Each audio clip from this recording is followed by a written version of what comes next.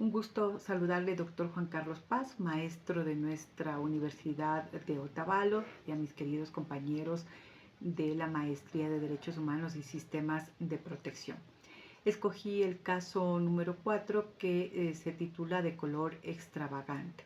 Esto es uno de los casos que se presentan a través del tutelaje de padres de familia por estudiantes o adolescentes, especialmente en unidades educativas públicas del Ecuador. Este no es el único caso, sino que se han presentado varios de ellos. Para mi trabajo he escogido también a dos profesionales que han expuesto teóricamente sobre los códigos de convivencia, como es la doctora Beatriz Rodríguez Arévalo de la Universidad Autónoma del Caribe y del doctor José Guillermo Martínez, también docente de la Universidad Pontificia Javeriana. También él es un legislador especialista en derecho educativo. Bueno, para el conocimiento de estos expertos es importante definir la libertad, entendida la libertad como aquella expresión individual o colectiva en que los individuos tienen el pleno derecho de manifestarse, de expresarse físicamente, oralmente, y de igual manera considera que la libertad tiene también límites. En este caso, la profesora Rodríguez expresa que consiste en un ejercicio no solo jurídico, sino que también es un elemento inherente a la naturaleza humana y que se expresa a través de las diferentes manifestaciones de la identidad. Al mismo tiempo, establece que estos límites de la libertad tienen que estar expresados o normados por la ley. Eso es uno de los criterios que nos expresa esta profesional. Para el doctor Martínez es importante destacar que los códigos de convivencia son códigos que han estado sobre todo objetando estas manifestaciones de la libertad de los estudiantes y que por lo tanto estos se han convertido en instrumentos de homologación y de sanción para las prácticas y manifestaciones de la identidad de los estudiantes. Con estos dos criterios también nos vamos a amparar de los instrumentos nacionales como es la Constitución de la República del Ecuador del 2008 y del Código Integral para la Niñez y la Adolescencia. En el marco de la Constitución ecuatoriana nos vamos sobre todo a sustentar en los artículos 44, 45 y 66 de la Constitución. Todos ellos establecen sobre todo que tanto la sociedad y la familia son parte primordial del desarrollo y que estos tienen que ver también con el desarrollo integral de niños, niñas y adolescentes. Y al mismo tiempo, los adultos como el Estado nos volvemos en los garantistas del desarrollo y el ejercicio pleno de estas personas en crecimiento. Y sobre todo en la incidencia de la maduración y el despliegue de su intelecto y de sus capacidades, potencialidades y aspiraciones en el entorno familiar, escolar, social y comunitario, de afectividad y seguridad.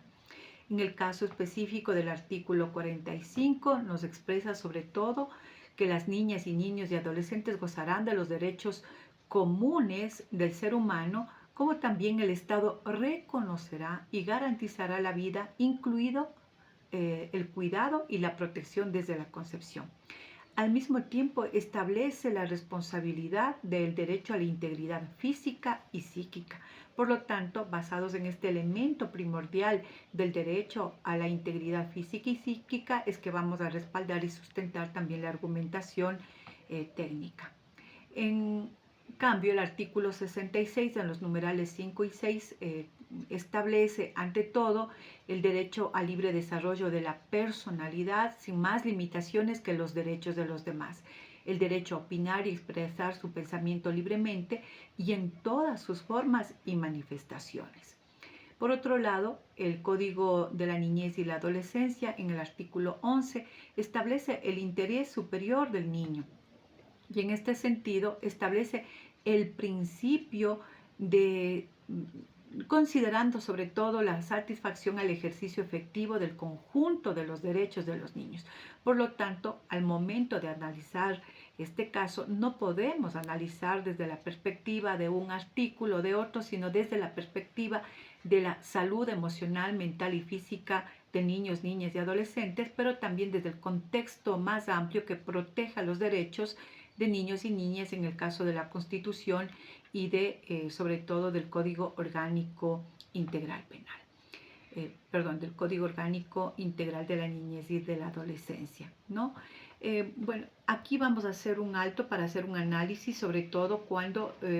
los códigos de convivencia lo que hacían es someter a las reglas de la unidad educativa a quienes están participando dentro de la institución.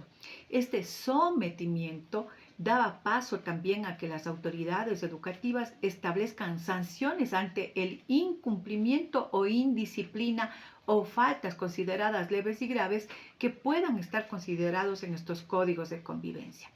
Por lo tanto, los códigos de convivencia eran como reglamentos externos o reglamentos, vamos a decir, socavados, subterráneos, que no estaban embestidos en los reglamentos y que obligaban a los padres de familia a someterse, padres de familia y estudiantes. No importa que estos reglamentos en su momento hayan contradecido lo que dice la norma constitucional y el Código de Niñez y Adolescencia, convirtiéndose por lo tanto en instrumentos y herramientas de obligatorio cumplimiento, y esto daba potestad a las instituciones educativas incluso para expulsar, sacar a los niños y niñas y adolescentes o dejarlos fuera del sistema educativo formal. Para esto también el profesor Guillermo Martínez nos expresa que no podemos negar bajo ningún precepto la expresión de valores éticos y compromisos sociales, y que estos tienen que estar permanentemente debatidos, consultados, analizados por la comunidad educativa, que implica estudiantes, padres de familia y también docentes como autoridades de la misma. Explica, en este caso el doctor Martínez, el rol tan importante del Estado y sobre todo en nuestro caso el Ministerio de Educación en respaldar códigos de convivencia que no sean atentatorios a las expresiones y manifestaciones de la identidad de las y los adolescentes. Quiero citar en este sentido que la Corte Constitucional del Ecuador ya se expresó también en una sentencia, la 785-20 JP-22, en el cual hay un estudiante que por un motivo, vamos a decir, diferente, pero que está alineado a los códigos de convivencia versus la unidad educativa, establece su derecho a la libertad de expresión en las redes sociales. En este caso, la Corte Constitucional del Ecuador consideró varios hechos en el caso. Número uno, que no se consideró el debido proceso y que este debido proceso atentaba también con las condiciones de los contextos educativos llamados a proteger y vigilar la condición de niños, niñas y adolescentes, que no precauteló a la unidad educativa el derecho a ser escuchado, a la defensa y a no autodiscriminarse y al principio de interés superior del niño, que no se observó el derecho a la libertad de expresión y tampoco se observó el derecho a la tutela judicial efectiva. Y número 5, también la Corte Constitucional mediante esta sentencia estableció varias reparaciones. Cabe destacar que esta es una sentencia que tuvo un voto salvado, es decir, no fue unánime, y vale la pena citar a la jueza Carmen Corral Ponce, que reconoce el riesgo de las repercusiones al ejercer el derecho a la libertad de expresión en desmedro de la convivencia armónica de una institución educativa, en donde se promueven valores y respeto del derecho de todos sin excepción. Esto significa que la jueza, salvando su voto, consideró que no todo aquello que puede ser una libre manifestación de expresión a la identidad puede ser necesariamente un elemento que coadyuve a los valores y principios de una institución educativa en la que se están educando obviamente no uno, sino cientos de estudiantes. Quiero citar también por otro lado que en análisis de medios de prensa como es El Comercio, en la nota del 30 de agosto del 2022, también ya una madre solicitó a la solicitó obviamente una medida cautelar, sobre todo a su hijo que estaba con el cabello largo. La unidad educativa consideró que este no es un valor y que se estaba atacando a la disciplina de la institución. Esto fue en la unidad educativa Juan Montalvo en Manta, y que por lo tanto se estaba contradiciendo los códigos de convivencia que fueron socializados en febrero del año 2022. La Corte Constitucional, y a quien se solicitó la medida cautelar, la consideró a favor del estudiante. Tenemos un documento adicional como para el estudio y el análisis, la sentencia de la Corte Constitucional de Colombia, que es la T-526 del 10 de agosto del 2017, en la que se trata un caso similar al sostenido en el ejemplo, en el cual se describe que los estudiantes deben seguir un patrón estético único o excluyente, particularmente sobre la manera en que deben llevar su cabello. En este caso, la Corte Constitucional de Colombia consideró que se vulnera el derecho fundamental al derecho de la personalidad y explica que los establecimientos educativos, con fundamento en su potestad reguladora, pueden imponer restricciones al derecho fundamental siempre y cuando éstas se sujeten a los principios de proporcionalidad y razonabilidad, incluyendo aquí dos elementos fundamentales, que es el de proporcionalidad y razonabilidad. Por lo tanto, al final, la decisión judicial que fue objeto de revisión realizada en el Juzgado Segundo Promiscuo Municipal de Caldas, en Antioquia, consideró y negó el amparo solicitado, en este caso a la tutela del menor, considerando que no existe vulneración alguna de derechos y que sobre todo en este caso consideró que el caso de la joven quien interpuso este caso se considere fuera de lugar, es decir, no se atendió el caso, considerando que no existió vulneración de derechos a la alumna. Por su parte, la parte solicitante no volvió a insistir y tampoco impugnó el fallo. Como vemos, también hay posiciones contradictorias desde el mismo marco jurídico del principio de los derechos humanos, por lo cual voy a referirme a la conclusión a la que he llegado.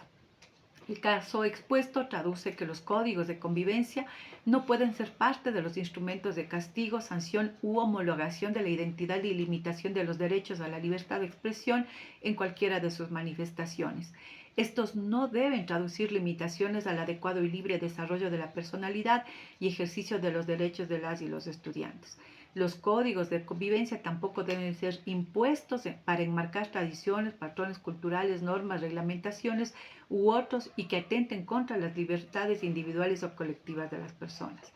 Estos instrumentos deben ser trabajados colaborativamente con la comunidad educativa y deben traducir valores, principios, formas de convivencia, para lo cual se debe predominar con el diálogo, la cultura de paz, y dejen definitivamente los patrones sancionadores y amplíen sobre todo el ejercicio de una convivencia sana.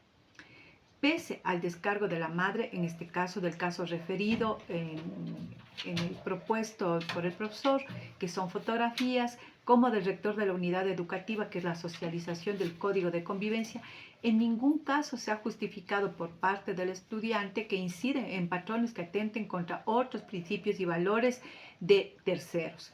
Tampoco se definen los patrones de disciplina que se han roto por tener un color diferente de cabello y que desde la perspectiva del principio de pro persona y garantía del libre desarrollo considero que se han lastimado los derechos de la libre expresión de la joven y que la unidad educativa debe revisar y adecuar el código de convivencia a evidenciar respeto,